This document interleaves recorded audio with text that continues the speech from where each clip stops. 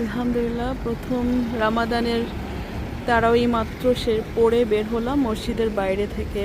মসজিদের চারপাশের পরিবেশটা নিচ্ছি। যে আমার বাসার সামনেই মসজিদ। এই মসজিদে আমি নামাজ পড়তে আসছি। এটা হচ্ছে মহিলাদের সেকশন, যে বাচ্চারা সবাই নামাজ পড়ে বের হয়েছে। তো আমি এখন বাসায় চলে যাব। চারপাশে খুবই একটা আনন্দমুখর পবিত্রতা বিরাজ করতেছে,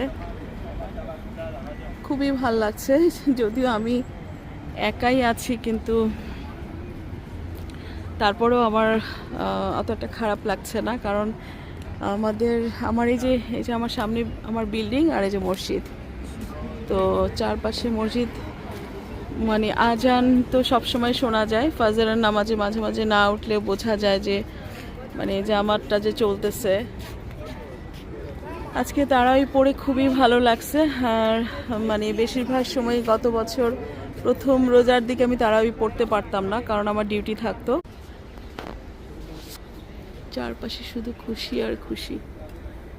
রামাদানের জন্য আমাদের বিল্ডিং এবং তার চারপাশে অনেক সুন্দর ডেকোরেশন হয়েছে।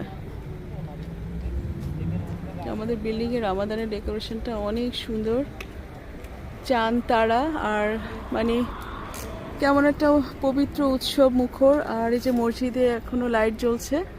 মাত্র তারাই এশা এবং তারাবি নামাজ শেষ করলাম, প্রথম তারাবি নামাজ।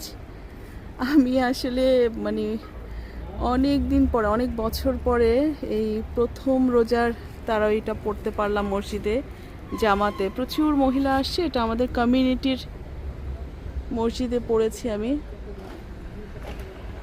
প্রচুর মহিলা আসছে আলহামদুলিল্লাহ। আমাদের মহিলা সেকশনটা অনেক বড় এবং অনেক সুন্দর, অনেক কোজি, খুব সুন্দর মহিলা সেকশন। তো আশা করছি ইনশাল্লাহ তাহাজুদেও যাব। মসজিদে তাহাজুদ ফাজর দুটাই ইনশাল্লাহ যাব, সেরকম আশা করছি।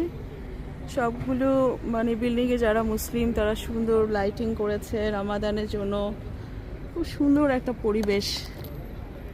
আসলে ইউইতে বা সৌদিতে আমি